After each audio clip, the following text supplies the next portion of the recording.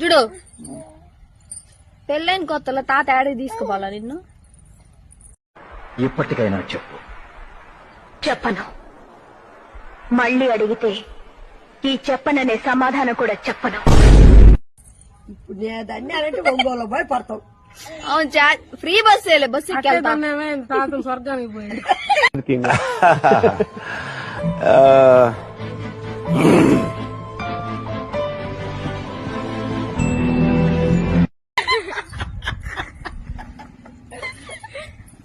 Ticket లేకుండా వెళ్ళిపోయి ఉంటాడు. నిజం చెప్పు, నీ టార్చర్ భరించలాగే వెళ్ళుంటాడు.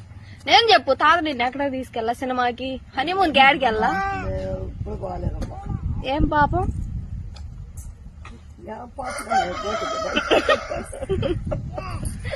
సినిమాకి వెళ్ళా మీరు?